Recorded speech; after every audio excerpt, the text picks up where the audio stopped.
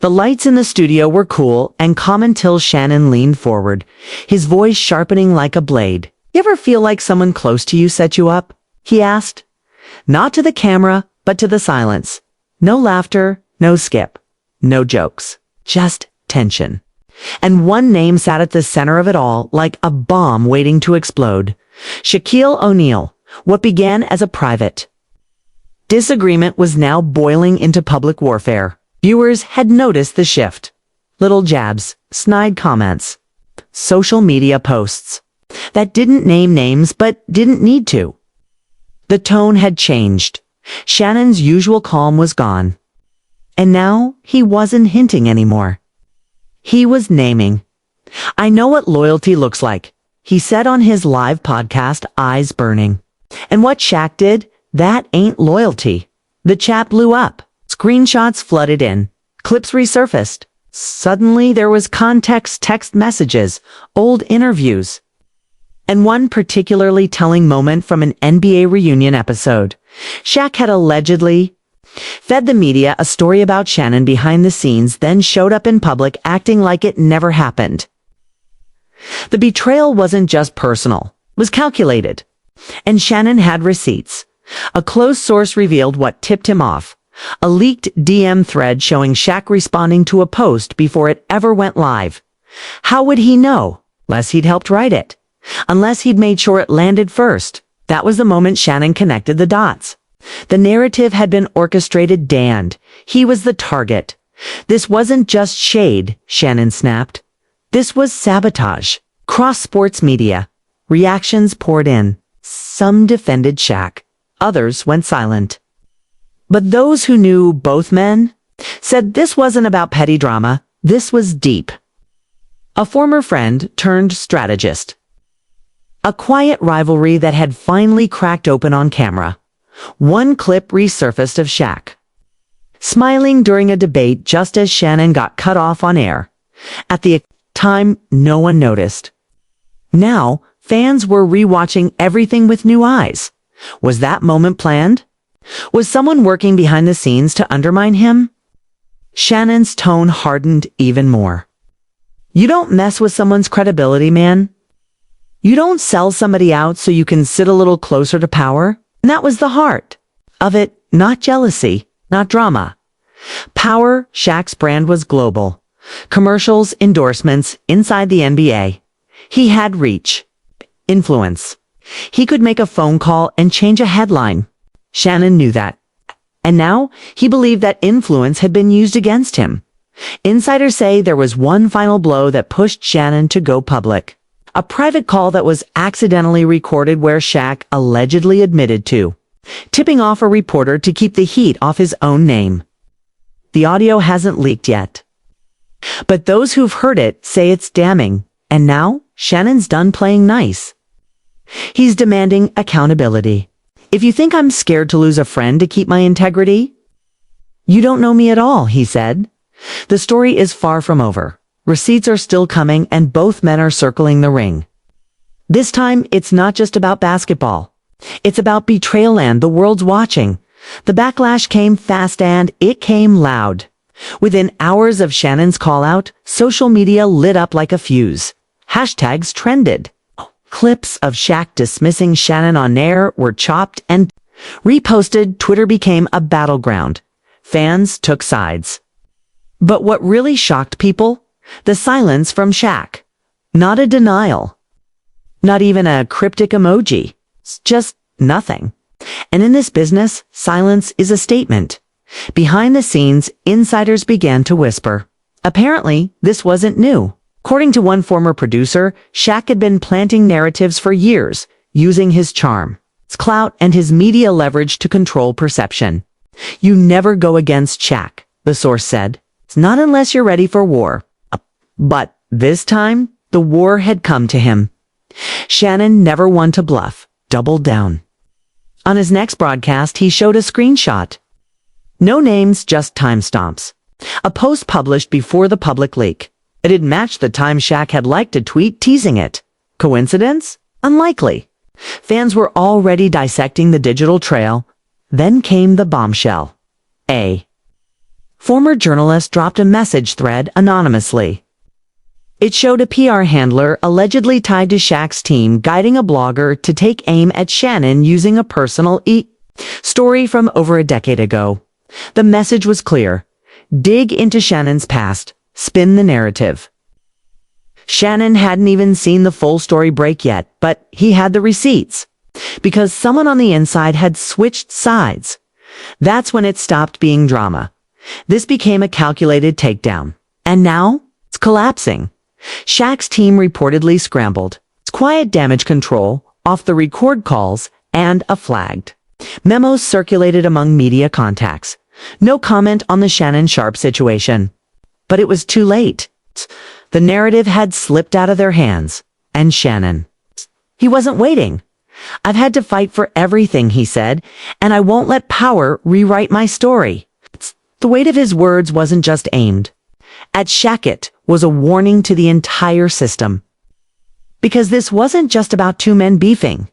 It was about how narratives are bought, sold, and weaponized.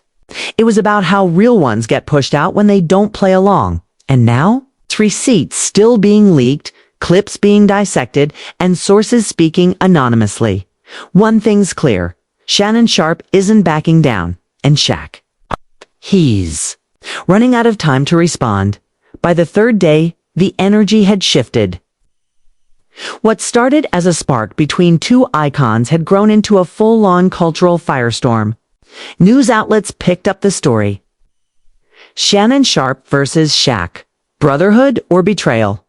One headline read, podcasts debated every frame, every screenshot, every subtle shade from years past.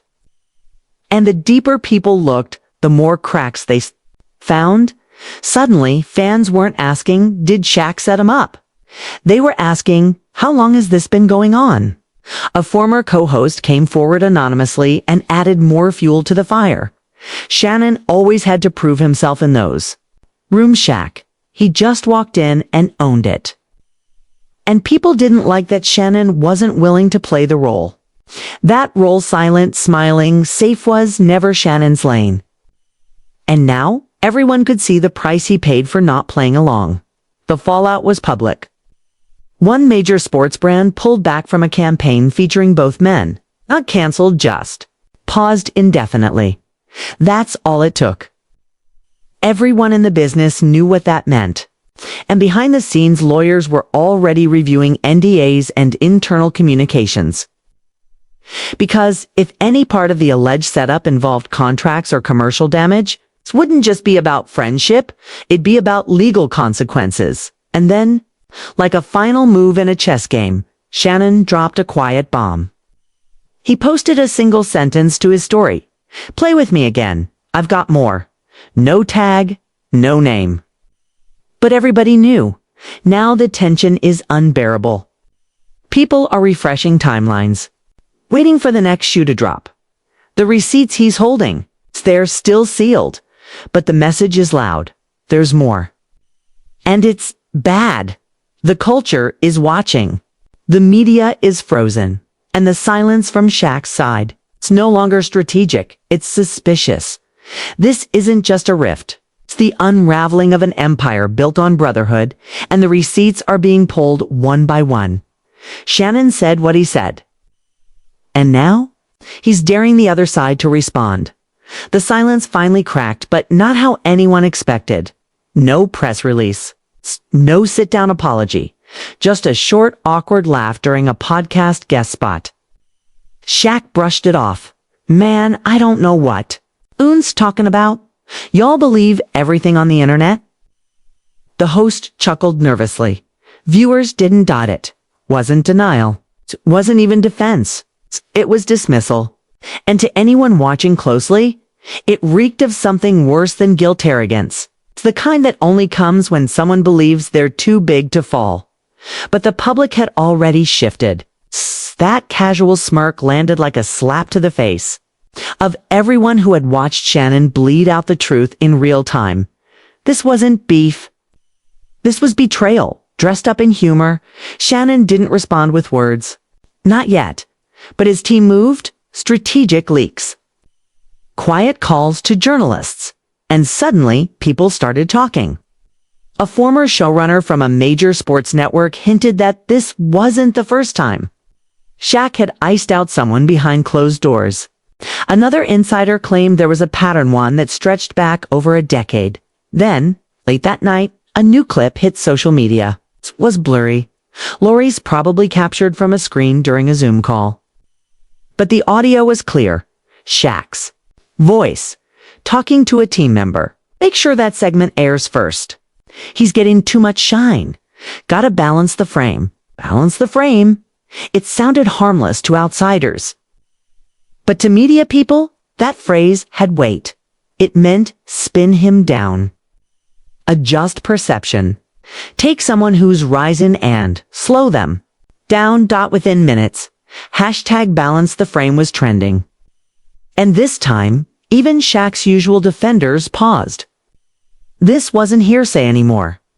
It was real, intentional, and it wasn't just about Shannon. It was about control, hierarchy, and the silent politics of media power.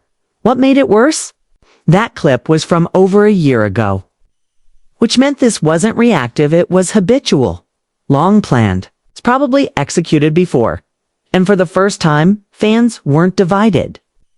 The tide had turned. Even former NBA players started speaking out subtly, cryptically but intentionally. One tweeted, "Some legends bully with charm. Don't be fooled." Another, "Respect doesn't come from rings. It comes from how you move when no one's looking." The unspoken lines had now been crossed. This wasn't just Shannon Sharpe calling someone out. It was Shannon Sharpe pulling the curtain back on a system that had protected egos and silenced truth for far too long. And now, that curtain's not going back up by the weekend. The tone across media had shifted from curiosity to confrontation. Podcasts, once neutral, now ran full episodes breaking down the timeline. Sports anchors, who usually stayed above the drama, leaned in. "We all love Shaq. One said on air, but this doesn't look good." The court of public opinion wasn't just watching neat, was rendering judgment. And the verdict was tilting fast. Shannon, ever strategic, let the momentum build. He didn't rush, he didn't post. He let others speak for him, former teammates, longtime producers, even a retired player who once shared a locker room with. Both men. He played big, the ex-player said. But behind the scenes, he played dirty. The phrase stuck. Played big. Played dirty. Now, it was a slogan printed on shirts, circulating on fan pages, stitched into meme culture like fire. The story wasn't just about the betrayal anymore, it was about power, ego, and what happens when the loudest voice in the room finally gets challenged. And make no mistake, this wasn't about physical dominance or on-court stats. This was about narrative control. Behind closed doors, sponsors were spooked. A rumored docuseries featuring both legends was put on indefinite pause. A panel show appearance Shaq was slated to headline suddenly went quiet, his name dropped from the promo. Industry reps said nothing on the record. But insiders whispered, Shannon's receipts changed everything. And then, the most unexpected shift of all viewers began revisiting old moments, footage from inside the NBA. Award speeches, interviews, they weren't just watching, they were reinterpreting. Was that joke shade? Was that snub intentional? Had this dynamic always been one-sided? It was no longer a feud. It was a reckoning. Then came another leak. Not from Shannon. Not from media. From an anonymous editor who had once worked on a major crossover special. In a now deleted post, they said they were instructed to cut Shannon's speech by 40% right. Before airtime, Shaq didn't like how he came off standing next to him. The note read, the email chain was attached. The directive was clear, and that was it. That was the shift. Shannon Sharpe had always been respected. Now he was being vindicated. And Shaq. His silence had transformed. It wasn't strategy, it was exposure. Every day he didn't answer, the public filled in the blanks. And those blanks were starting to look like a pattern. Not just of ego but of fear. Because when a man like Shannon steps forward with truth in one hand and nothing left to lose in the other, even giants start to tremble. The next part didn't come in a studio or a tweet, it came live. Surprise appearance. Shannon Sharpe walked onto a late-night panel unannounced. Not for promotion, not for a segment, just a seat. The host looked stunned. The audience clapped. Cameras scrambled. The lights adjusted. Everyone leaned in. Shannon didn't yell. I didn't throw shade. He told the truth quietly, which made it louder. I spent years walking into rooms I wasn't invited into, he said, his voice calm but thick with something deeper. I earned every chair. I fought for every segment. I never needed someone to dim their light so I could shine. But some men do. The audience was dead silent. No names mentioned. But no one needed them. He spoke of betrayal, but not bitterness. He spoke of media games, coded conversations, back-channel manipulation. There's a difference, he said, between being big and being respected. Between being loud and being listened to. The host tried to pivot, tried to bring up old friends. Shannon shut it down. This ain't about friendships. This is about principles. Within hours, the clip was everywhere. Millions of views, dozens of re-uploads. And suddenly, the debate wasn't whether Shaq had undermined Shannon, it was why. Why sabotage someone you once called family? Why orchestrate silence around someone who'd never disrespected you? Why pull strings in the shadows? And most damning of all, what else had he done to others? That's when more voices emerged. Quietly, carefully, former colleagues, low-level producers, staffers who'd worked events with both men. Each one offering pieces of the same puzzle, overtalked, undercredited, silenced. It wasn't just about Shannon anymore. It was about a pattern. And Shaq's empire, once considered untouchable, now looked familiar, too familiar. Like so many empires built on likability and unspoken power. One anonymous source posted, "He's charming until you challenge him. Then you find out who he really is." The line went viral, and still no response. No video, no statement. No sit-down, nothing, because sometimes the real confession isn't in what's said, it's in what's not. And now, the silence is starting to sound a lot like guilt. And Shannon Sharpe, he's not waiting anymore. He's taking the whole system with him. The pressure was no longer contained to screens and studio sets.